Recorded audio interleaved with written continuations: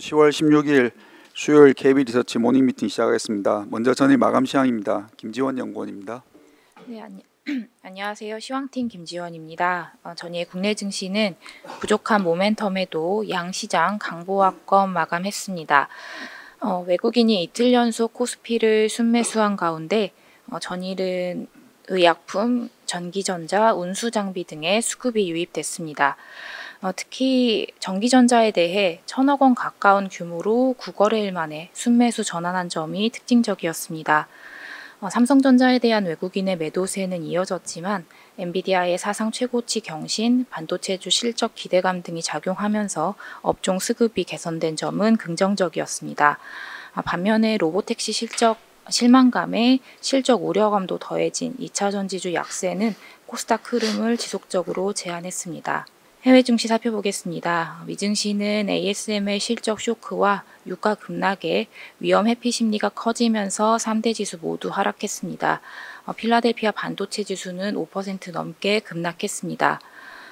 ASML은 시스템 오류로 하루 일찍 공개된 실적이 크게 부진했고 향후 가이던스도 실망감을 안기면서 16%대 급락했습니다.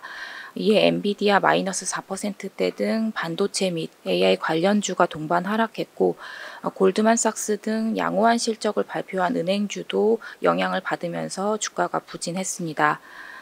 발표된 10월 뉴욕주 제조업 지수는 마이너스 11.9로 전월 수치에서 23.4포인트나 급락했고 시장 예상치인 3.4보다도 현저히 낮았습니다. 중국 증시는 차익 실현 압박에 전일 상승분을 반납하면서 하락했고 유럽 증시는 사전 유출된 ASML의 실적에 대한 실망감에 기술주 중심으로 일제히 하락했습니다. 미국 10년물 국채 수익률은 미 제조업 지표 부진이 침체 우려를 자극하며 인하 기대를 높이면서 하락했고 달러는 트럼프의 보호무역주의 발언과 엔화와 유로화 약세가 이어진 가운데 보합권에서 혼조세를 보였습니다. 유가는 이스라엘이 이란의 석유시설 보복 타격을 배제할 것이라는 보도에 4%대 급락했습니다. 관전 포인트 짚어보겠습니다. 삼성전자의 잠정 실적 발표 이후에 국내 증시의 실적 추정치 하향이 지속되면서 전반적으로 이익 모멘텀이 약화된 상황입니다. 여기에 ASML의 실적 쇼크도 더해지면서 금일도 매물 소화가 불가피해 보입니다. 다만 전일 9거래일 만에 전기전자를 순매수한 외국인의 수급 흐름에 주목할 필요가 있겠습니다. 중동 리스크가 완화된 점은 긍정적이지만 유가 급락 등 높아진 변동성은 부담입니다. 차별화 정세를 대비하면서 신중한 접근이 필요해 보입니다. 감사합니다. 네, 오늘 발표 자료가 많아서 요약은 생략하도록 하겠습니다. 첫 번째는 최근 달러원 환율 상승에 관한 내용입니다. 오재영 연구원입니다. 네, 최근에 엔화 약세랑 이제 북한 지정학적 리스크로 달러원이 1,360원대까지 좀 올라간 모습입니다. 9월까지는 달러가 좀 하락하다가 10월 들어서 다시 달러 강세와 함께 원화의 약세 되돌림이 있었는데 일단은 이제 미국 경기 우려랑 11월 연준의 비컷 기대감이 올라가면서 달러가 100포인트까지 좀 하락했었는데 최근에는 미국 경제 지표가 좀 호조를 보이고 중동 지정학적 리스크 등으로 유가가 좀 상승하면서 달러도 강하게 반등하는 모습입니다. 현재 미국 연준이 이제 비컷을 단행할 것이라는 기대가 원래는 50% 이상까지 반영되다 현재는 0%까지 하락하고 동결 기대도 20%까지 좀 늘어난 모습이고 이러한 금리 인하 기대 축소는 당분간 달러의 강세 또는 이제 달러 약세의 속도 조절 요인으로 보입니다. 또한 경제 지표가 좀 견조하게 발표되면서 미국을 제외한 지역 간의 이제 경기 온도차가 다시 좀 확대되고 있는 모습이 나타나고 있습니다. 다만 저희는 그 기준은 이제 지난 6월 고점인 105에서 106포인트를 상회하지 않는다면 현재의 달러 상승은 9월까지 하락한 데에 따른 이제 조정으로 좀 생각을 하고 있고 저희는 이제 9월부터 미 연준의 금리 인하 사이클 이후에 달러의 추세적 약세 전망을 유지를 하겠습니다. 다만 이제 4분기 달러의 하락 속도는 다소 더디게 이어질 가능성이 이전보다 높아졌다라고 생각을 하고 있습니다. 달러원 같은 경우는 지금 연내 BOJ 금리 인상 기대가 축소되면서 엔화가 사실 142에서 143엔까지 하락했었다가 지금 다시 149엔까지 좀 빠르게 상승하는 모습인데 이시바 그 자민당 총재 당선인이 원래는 이제 금리를 올리겠다라는 스탠스에서 현재는 이제 좀 정부를 꾸리기 위해서 금리 인상이 올릴 환경은 아니다라는 발언은 나왔기 때문에 향후에 정말 이제 어떤 식으로 국정을 운영할지 좀 지켜볼 필요가 있겠습니다. 마지막으로 14일에서 15일에 이제 한반도의 지정학적 리스크가 좀 불거졌었는데 일단은 CDS 프리미엄은 31포인트로 기존 수준을 유지하고 있는 모습이고 달러원만 좀 상승한 모습인데 지금 북한 쪽에서 이제 도로를 폭파하는 모습인데 보통은 이제 통상적으로 지정학적 리스크는 일시적 원화 변동성으로 작용하지만 그 영향은 좀 길지 않았던 점 참고하시면 좋을 것 같습니다. 이상입니다. 네, 다음은 해외 채권 시장에 관한 내용입니다. 박준우 연구원입니다. 이번 자료를 계기로 미국 두레이션 확대 전략을 제시드립니다. 우선 지난주에 발표됐던 9월 CPI가 예상보다 높게 발표가 됐었는데 저희는 인플레이션 크게 걱정하고 있지 않고 미국 경기에 대해서는 긍정적인 전망을 기본적으로 가지고 있습니다. 여전히 시장의 드라이버는 노동시장이라고 생각을 하고 있고요. 저희는 미국 노동시장을 저고용, 저해고라는 프레임워크로 바라보고 있습니다. 제가 경기를 좋게 보는 이유를 한 가지 차트를 통해서 말씀을 드리겠습니다. 제가 실업률 상승을 많이 걱정을 하고 있습니다. 그 가운데서 이제 샴의 법칙이라는 부분이 많이 인용이 되고 있는데 여기서 이제 보여드리는 그림은 저희가 샴의 법칙에 도달을 했을 때 그 전후로 실업수당 청구 건수가 어떻게 증가했는지를 보여주는 그림입니다. 보시면 과거에 실업률이 상승을 하고 침체가 발생했던 기간들을 모두 회색 선으로 표시를 한 거고 그 기간들의 평균치를 이제 하늘색 선으로 표기를 한 겁니다.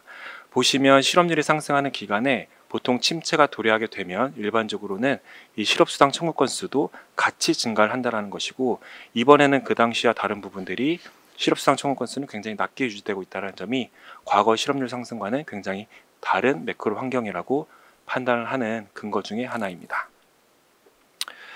저희가 이제 경기를 좋게 보는 또 다른 이유는 이 실업수당 청구 건수가 낮다라는 점 플러스 최근에 금융 환경이 완화적으로 변화한 부분도 저희는 긍정적으로 평가를 하고 있습니다. 이 금융 환경이라고 하는 것은 쉽게 생각하시면은 금리, 달러, 주가 등 여러 가지 금융 변수들이 경제에 어떠한 영향을 미치는지를 보여주는 지수라고 보시면 되는데 이러한 부분들이 이제는 성장률에 긍정적으로 작용하기 시작했다라고 보고 있습니다. 그래서 저희는 여전히 미국 경제 연착륙 전망을 하고 있고요. 다만 연착륙을 전망함에도 불구하고 저희는 최근 금리 상승이 매력적인 구간으로 들어왔다라고 생각을 하고 있어서 듀레이션 전략을 소폭 확대로 제시를 드립니다. 오른쪽 표에서 보시는 것처럼 저희가 지난 2개월 동안 듀레이션 중립 전략을 제시를 하다가 이번에는 10년물 금리가 4.1%를 도달한 지금 시점에서 듀레이션 소폭 확대를 전략을 드리기 시작했습니다. 그렇게 보는 이유는 제가 연착륙을 전망을 하고 있긴 하지만 고용이 다시 증가하는 추세는 아니고 또 인플레이션을 크게 걱정하고 있지 않기 때문에 금리의 상승 압력은 오히려 낮아질 것이라는 전망 하에 이러한 전략을 제시를 드립니다. 그리고 본문에서는 저희가 지난 한 2, 3개월 동안 제시드렸던 투자 전략들에 대한 내용들을 좀 업데이트를 했으니 자세한 투자 전략은 본문을 참고해 주시면 감사하겠습니다. 이상입니다. 네, 다음은 인도 탐방에 관한 내용입니다. 박수현 연구원입니다. 안녕하십니까. 아시아시장팀 박수현입니다. 인도 탐방기 자료 발간했습니다. 이번에 인도 뉴델리 구자라트를 방문해서 인도 정부 부처 기조연설 그리고 여러 대형 상장사 CEO, IR 등 생산실들도 직접 다녀오고 여러 인도 현지 기업 탐방들을 진행했습니다. 인도는 크게 세 가지 인구 구조와 정부 정책, 기업가 정신이 경제 구조적 성장을 이끌고 있다는 것을 이번에 좀 느낄 수 있었는데요. 인도의 젊은 인구 구조는 생산기지로서의 역할 확대와 소비시장 확대, 이 두 가지 경제적 변화를 만들어내고 있습니다. 뿐만 아니라 모디 정부는 5가지 연결망, 전력, 운송, 통신, 금융, 주거에 대한 투자를 확대하고 있는데요. 정부가 발표한 인프라 투자 계획에 따르면 FY24부터 FY25까지 인도의 주요 항목별 인프라 투자는 전력망은 약 7배, 도로망은 약 3배가량 가파른 증가세를 나타낼 전망입니다. 인도 센섹스 지수는 91%가 민간 기업으로 구성되어 있기 때문에 민간 기업의 기업가 정신이 발휘되는 것이 매우 중요한데 이번 기업 방문 동안 만났던 CEO들은 국가적인 사명감을 가지고 고용 창출, 기술 혁신, 정부 정책과 협업하고 해외 투자 유치, 관련되어 있는 경제 개발에 기여하기 위한 다양한 아이디어를 고민하고 있는 것을 확인할 수 있었습니다. 인도 경제가 고성장을 이어가면서 이 구조적인 산업 성장을 보이고 있고 이에 따른 직접 투자 수요가 확대되고 있습니다. 하지만 인도는 개인의 직접 투자가 외국인은 사실상 어렵고 FPI라고 해서 기관이 투자 가능한 승인을 받아도 여러 가지 프로세스가 상당히 까다롭습니다. 인도 주식 직접 투자 시장이 열리기 전까지 인도 시장의 고성장을 실적으로 반영 중인 글로벌 기업에 투자하는 방안을 좀 고려해 볼 수 있는데요. 한 가지 문제는 다수 글로벌 기업의 인도 시장 매출은 아직 성장 초기 단계이고 이로 인해서 인도 시장의 성과만으로 투자 포트를 꾸리는 것은 좀 무리일 수 있습니다. 따라서 중기적으로 올해 중국 정부가 내수시장 개선을 위해서 발표한 경기 부양책에 따른 실적 회복과 인도 시장 성장을 모두 누릴 수 있는 교집합에 있는 기업 위주로 관심을 가질 필요가 있다는 판단입니다. 해당 기업 리스트는 자료 내부와 커버 페이지를 참고 부탁드립니다. 이번 인도 출장 중에 가장 흥미로웠던 일정은 인도 재생에너지 기업 아다니 그린의 생산 시설을 방문한 건데요. 구자라트주 사망에 있는 이 대규모 에너지 파크에 아다니 그린이 중국에서 수입한 태양광 셀을 가지고 100% 중국산 설비로 태양광 모듈과 패널을 제조하고 있었는데 IRA 법안은 중국에서 생산된 태양광 셀을 사용한 제품을 가지면 사실 혜택을 누릴 수 없지만 아직까지 인도의 대미국 태양광 수출은 좀 예외로 분류를 하고 있습니다. 태양광 설비에 상당히 의존하고 있는 이 중국 설비에 의존하고 있는 인도 기업들은 중국과의 정치적 충돌이 강화될 경우 주가 변동성 확대에 좀 유의할 필요가 있어 보입니다. 리스크 요인 3가지입니다. 모디 리스크는 모디가 부재한다고 해서 인도가 지금 진행하고 있는 정책이 되돌림될 가능성은 상당히 낮습니다. 새로운 리더십이 부상해도 이러한 기조는 다수 국민의 지지를 받고 있기 때문에 유지될 가능성이 높고, 두 번째로 미국 대선은 미국은 초당적으로 인도와의 협업을 강화하고 있어서 대선 결과와 무관하게 양국 간의 경제적 교류는 이어갈 것으로 보입니다. 마지막으로 중국의 경기 개선이 인도로의 자금 유입 축소로 이어질 수 있습니다. 단기적으로는 이러한 부정적인 영향이 나타날 수 있지만 구조적 성장을 보이고 있는 인도에 대한 투자자들의 중장기적인 관심은 이어질 것으로 예상합니다. 이상입니다. 네, 다음은 산업 및 기업 분석 순서입니다. 먼저 현대 로템에 관한 자료입니다. 정동희 연구원입니다. 안녕하세요. 조선기업종담당 정동익입니다. 최근에 방산주들의 주가 상승세가 이어지고 있는데요. 현대 로템에 대한 목표 주가도 기존 65,000원에서 75,000원으로 상향 조정하겠습니다. 투자 의견은 기존의 매수를 유지합니다. 4분기 중에는 K2전차 폴란드 2-1차 180대에 대한 실행 계약이 체결될 것으로 전망이 됩니다. 2차 계약분은 다양한 옵션들이 추가되는 만큼 1차 때 180대의 계약 금액 4.5조 원을 크게 상회할 것으로 전망이 됩니다. 여기에 한국군 4차 양산 150대의 2조 원 규모인데요. 계약이 4분기 중에 이루어질 것으로 전망이 되고요. 100에서 150대 규모로 예상이 되는 루마니아 1차 계약 역시 늦어도 내년 상반기 중에는 가능할 것으로 전망이 됩니다. 투자자들의 걱정은 기다리던 폴란드 추가 계약의 발표를 기점으로 해서 차익 실현 매물이 출회되는 것일 텐데요. 폴란드 2-1차 계약 이후에도 한국과 루마니아 그리고 폴란드 2-2차 등 수주 모멘텀이 지속적으로 이어진다는 점을 감안하면 그 가능성은 높지 않을 것으로 판단이 됩니다. 2-1차 계약 발표 시 눈여겨봐야 할 부분은 납기일 것으로 생각이 되는데요. 기존 계약이 2025년에 종산되기 때문에 2026년 초부터 납기가 시작되지 않으면 2025년 하반기 이후에 일시적인 매출 감소가 나타날 가능성이 있습니다. 그래서 2026년 초부터 납기가 시작되어야지만 연속적인 어떤 생산으로 실적의 우상향이 가능하기 때문에 계약의 규모도 중요하지만 계약 때는 납기의 시작점이 언제부터인지를 눈여겨볼 필요가 있을 것으로 판단이 됩니다. 한편 3분기 실적은 매출액이 1조 1,365억 원, 영업이익 1,192억 원을 기록한 것으로 추정이 되는데요. 매출액과 영업이익 모두 컨센서스를 상회하는 양호한 실적입니다. 폴란디안 K2 전차의 매출액을 진행률로 인식함에 따라서 3분기부터는 올해 하반기 납품분뿐만 아니라 내년에 납품할 96대의 매출 반영도 본격화되고 있기 때문입니다. 이상입니다. 네, 다음은 보험업종에 관한 자료입니다. 강승건 연구원입니다. 예, 안녕하세요. 보험업종에 대한 투자 의견을 뉴트럴로 하향합니다. 올해 보험업종을 놓고 보면 코스피 대비 큰 폭의 강세를 시현했습니다. 신계약 성장률이 높았고 이익 증가율도 높았습니다. 그리고 삼성화재와 삼성생명 중심으로 주주 환원율 재고 계획도 발표를 하면서 실질적인 기대감들이 주가에 반영이 되었다라고 판단을 내립니다. 이런 강세 흐름에도 불구하고 이번에 보험업종의 투자 의견을 뉴트럴로 하향하는 가장 큰 이유는 규제 관련된 불확실성이 확대되고 있다는 점입니다. 감독당국에서 해약환급금 준비금 제도 개선을 발표를 하였고 이에 따라서 킥스가 일정 수준 이하인 보험사인 경우에 사실상 올해와 내년 주주 배당을 할 수 없는 상황이 됐다라는 점입니다.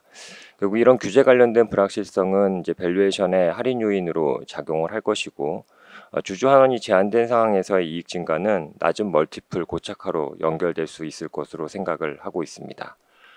보험업종 최선호 종목으로는 킥스 비율이 가장 높은 삼성화재를 유지합니다. 3분기 실적과 관련돼서 말씀을 드리겠습니다. 저희가 커버하고 있는 6개 보험사 합산 순이익은 2.2조 원으로 전년 동기 대비 43% 증가할 것으로 생각을 합니다. 손해보험사 합산 이익은 1.2조 원으로 11.5%, 생명보험사 3사의 합산 이익은 1조 원으로 118.3% 증가할 것으로 전망이 됩니다. 3분기 실적의 특징은 신계약 CSM이 CSM 전환 배수 하락으로 인해서 전년 동기 대비 감소할 것으로 생각을 하고 있고 CSM 상각과 RA 변동은 증가가 지속되는 가운데 손해보험사 중심으로 예실차 감소 그리고 자동차 일반 보험의 손익 악화가 진행될 것으로 생각을 하고 있습니다. 따라서 보험 손익 측면에서는 전년 동기 대비 감소하는 흐름을 보일 것으로 생각을 합니다. 다만 투자 손익 쪽에서 지난해 채권 평가 손실, 손상 차손, 처분 손실 등의 기저 효과와 이번에 금리 하락에 따른 채권 평가 이익 등이 반영이 되면서 생선보험 모두 다 투자 손익 측면에서는 큰 폭의 개선이 진행될 것으로 전망을 하고 있습니다. 이상입니다. 네, 다음은 삼성전기와 전기차 배터리 10월 자료입니다. 이창민 연구원입니다. ITNS 이창민입니다. 삼성전기 투자 의견 바이오와 목표 주가 21만 원 유지하도록 하겠습니다. 전일 종가 기준 상승률은 62% 수준이고요. 삼성전기 2024년 3분기 실적 영업이익 2,230억 원 추정을 하고 있습니다. 컨센서스가 2,400억 원이기 때문에 소폭 하회 전망을 하고 있는 거고요. 일단 환율 하락 영향을 좀 받았습니다. 이게 7월 말만 해도 1,370원 수준이었는데 9월 말에 1,320원까지 떨어졌기 때문에 이런 부분의 영향을 8월과 9월 실적에 좀 불가피했다 이렇게 판단을 하고 있습니다. 다만 현재 1,362원까지 올라왔기 때문에 이런 부분은 조금 개선이 된 상황이고요. 우선 가장 중요한 MLCC 같은 경우는 IT향이 성수기 기대치 대비해서는 다소 못 미치는 실적을 기록할 것 같습니다. 다만 이제 서버랑 전장용 제품 같은 경우는 지속해서 시장이 고성장하고 있는데 관련된 출하 증가 효과 그리고 믹스 개선 효과 영향으로 매출은 그래도 전분기 대비해서 10% 수준을 늘어날 것으로 전망을 하고 있습니다. 카메라 모듈은 모바일량 출하 감소로 인해서 전분기 대비 매출액 성장이 불가피할 걸로 보고 있고요. 기판 같은 경우는 MLCC와 마찬가지로 서버랑 전장용 중심으로 10% 내외의 매출 성장 전망을 하고 있습니다. 삼성전기 IT 부품업종 탑픽권 유지하도록 하겠습니다. 9월 말 이후에 중국 정부가 강력한 내수 경기 부양 의지를 나타내고 있어서 중국발 수혜가 기대되기 때문인데요. 물론 이에 대한 이제 의구심이나 회의론도 존재하는 것은 사실이지만 중국 정부가 이제 소비 경기 선순환을 의도하고 있기 때문에 이로 인해서 스마트폰과 PC 같은 내구 소비재 판매가 늘어나게 된다면은 중국 IT향 제품 매출 비중이 높은 삼성전기 수혜는 필연적이라고 판단을 하고 있습니다. 다음으로 KB증권 10월 전기차 월보에 대해서 말씀을 드리도록 하겠습니다. 가장 큰 화두는 테슬라의 로보택시 데이였는데요. 아직은 상용화에 근접하지 못하고 있음이 확인이 됐다고 판단을 하고 있습니다. 다만 이러한 부분을 마냥 이제 부정적으로 보고 있지는 않은데요. 일단은 기존 자동차 업체들이 자율주행차를 준비할 만한 시간을 벌었다는 측면, 그리고 또 한 가지는 이제 자율주행차가 굉장히 많이 퍼지게 돼서 사람들이 차를 덜 가지게 되면은 이제 소유가 아닌 공유의 개념이 되는 배터리의 경우에도 가구당 설치량이 감소하는 영향이 있을 수 있기 때문에 이런 부분을 고려하면은 뭐 아주 긴 호흡으로 봤을 때는 뭐 천천히 진행되는 게 그렇게 나쁘진 않은 것 같다 이렇게 판단을 하고 있습니다. 우선 자동차 파트에서는 중국 우링 자동차의 성장세가 돋보였는데요. 원래는 이제 소형 전기차, 홍광미니 같은 소형 전기차로 유명한 업체였지만 후속 모델을 다변화해서 중국뿐만 아니라 글로벌 전기차 판매에서 폭스바겐과 BMW 대치고 3위까지 올라간 상황입니다. 이제 1등은 테슬라, 2등은 비아디, 3등은 우링. 그래서 2등과 3등이 모두 중국 업체다 이렇게 보셔야 될 것 같습니다. 이차전지 쪽은 앞서 말씀드린 테슬라 로보택시를 긍정적으로 보는 것과 별개로 이제 8월에 유럽 판매량이 굉장히 좀 부진한 상황인데 특히 이제 뭐 PHEV나 하이브리드는 상황이 상대적으로 낮다곤 하나 BEV 순수 전기차 판매량이 굉장히 좀 부진한 상황입니다. GM 같은 경우는 10월 8일에 인베스터 데이를 진행을 했는데 북미 EV 판매량 목표를 20만 대 이하로 변경을 했습니다. 사실 3분기까지 누적 판매 대수가 7만 대밖에 안 되기 때문에 이 수치를 달성할 수 있을지에 대해서도 의구심이 있는 상황이고요. LG 엔솔 같은 경우는 이미 작년 4분기부터 올해 3분기까지 29만 대의 물량의 배터리를 GM에게 판매를 했기 때문에 관련돼서 4분기에 영향이 좀 있을 수 있다 이렇게 판단을 하고 있습니다. 이차전지 소재 같은 경우는 대외 환경 변화를 고려를 했을 때 당분간은 섹터 주가가 좀 쉬어갈 걸로 전망을 하고 있다 이렇게 말씀드리고 싶습니다. 일단 미국 대선 같은 경우도 트럼프 후보 당선 시나리오에 대비할 필요가 있다고 판단을 하고 있는데요. 막상 트럼프 후보가 대통령이 돼도 실제로 IRA를 폐지할 수 있을지는 또 다른 문제라고 판단을 하고 있긴 합니다. 상하원의 이제 동의를 받아야 되는 부분인데 쉽지도 않을 뿐더러 공화당 내에서 반대 세력도 있기 때문이고요. 금리 같은 경우도 9월에 50bp 인하가 단행이 됐고 연내 추가적인 인하 기대감이 존재를 했지만 최근에는 이제 예견된 금리 인하가 이미 소비 심리를 회복시키고 있고 대선 불확실성으로 투자 여부였던 기업들은 일반적으로 대선 이후에 투자를 진행을 하면서 수요가 살아날 수 있기 때문에 이러한 부분들이 추가적인 금리 인하 기대감을 후퇴시키고 있는 것이 사실입니다. 이차전지 주요 업체들 주가도 이미 저점 대비 유의미하게 반등을 했기 때문에 당분간은 업사이드 모멘텀이 제한적이기 때문에 업종 주가 흐름이 밋밋할 것으로 전망을 하고 있습니다. 이상입니다. 네, 다음은 국내 리츠에 관한 자료입니다. 장문준 연구원입니다. 금리 인하가 시작되었습니다. 금리 인하에 대한 수혜 기대감으로 리츠에 대한 언급이 좀 많이 나오고 있는 상황인데요. 다만 기대 대비해서 주가 반등의 강도가 약하고 리츠 전체보다는 일부 리츠만 차별적으로 반등이 두드러지는 상황입니다. 강한 주가 반등을 위해서 다소 시간이 필요할 수 있다고 보고 있습니다만 저희는 리츠에 대해서 긍정적인 시각을 제시하는데요. 투자자 우위의 현재 시장 상황 속에서 개별 리츠의 상품성이 투자자에게 유리한 방향으로 개선될 가능성이 높다고 보고 있고 더 나아가서는 리츠들이 최근에 대형화를 추진하고 있는데 이를 통해서 한국 상장 리츠의 약점으로 지목되었던 유동성도 개선될 가능성이 높다고 판단하기 때문입니다. 아울러 금리 인하기에 리츠들이 적극적인 리파이낸싱을 나설 것으로 보이는데 이 경우 배당컷에 대한 우려도 점차 줄여나갈 것으로 예상됩니다. 이번 자료에서 저희가 좀 포커스를 새롭게 맞추고 있는 부분들은 대형화이고요. 리츠의 문제 중에 하나가 사이즈라고 생각을 하고 있습니다.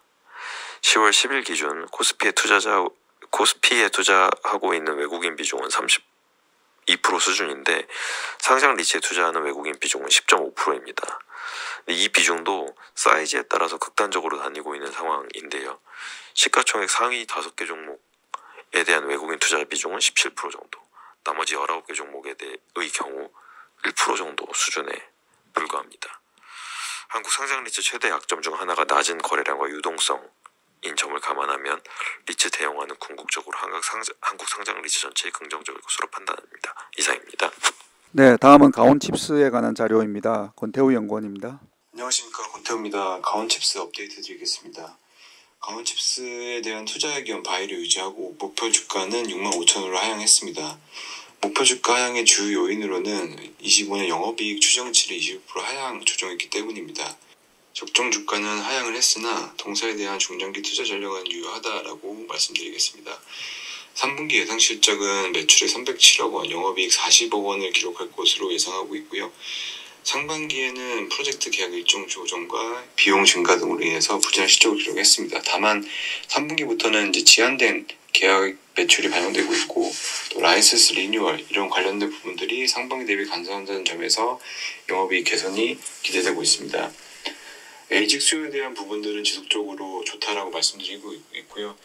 다만 실적 변동성은 존재한다라고 말씀드리겠습니다. 국내 IT 업체들의 NPU 개발 그리고 국내 왕선차 업체들의 차량용 반도체를 직접 개발한다는 결정 등 이러한 부분들이 결국 국내 디자인 하우스 업체들한테는 우호적인 부분으로 보시면 될 것 같고요.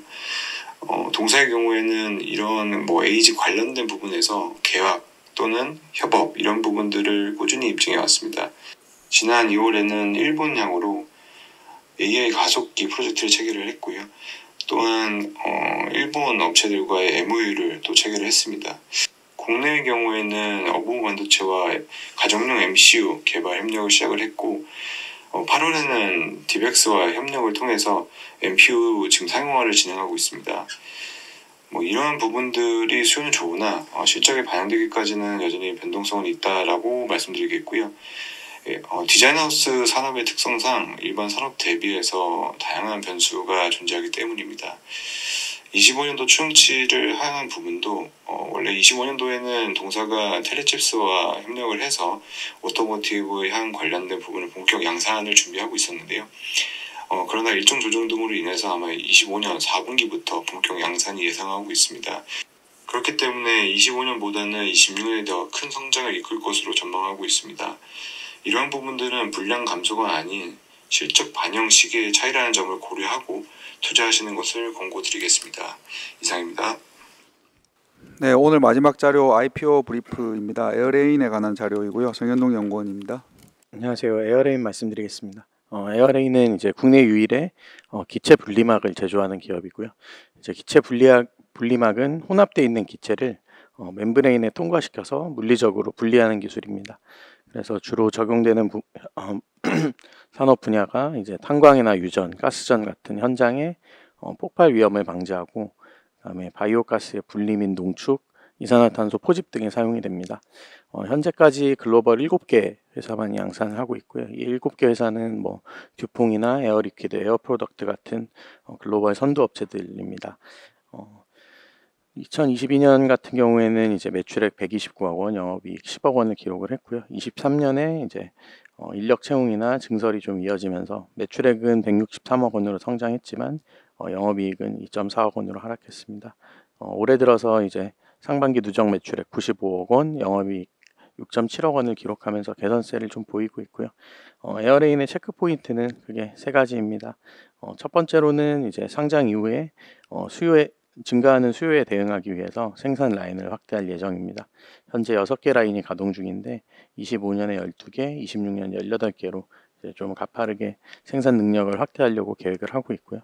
두 번째로는 이제 국내 대기업이 전략적 투자자로 들어와 있습니다. 그래서 시리즈 A 때는 롯데케미컬, 포스콜 기술투자, 그다음에 HLDNI, 그리고 시리즈 B에는 이제 SK이노베이션, SKI 테크놀로지가 들어와 있고요. 공모후 기준으로 지분율 22% 정도 됩니다. 그래서 이들 기업과의 협업을 통한 캡티브 매출 확대를 좀 지켜봐야 될 것 같습니다. 그리고 신사업으로는 이제 PFSA 이오노머 회수 및 정제 기술을 이제 국내 최초로 양산화 준비를 하고 있는 점입니다. 리스크 요인은 이제 기체 분리막 외에 이제 새로운 기법들이 좀 생겨나고 있습니다. 그래서 심냉법이라든지 흡착법, 흡수법 같은 경쟁 기술들이 등장을 하고 있으나 현재까지는 이제 친환경 측면에서는 기체 분리막 기법이 경쟁 우위를 가지고 있는 것으로 판단됩니다. 이상입니다. 네, 이상으로 10월 16일 수요일 KB 리서치 모닝 미팅 마치도록 하겠습니다. 감사합니다.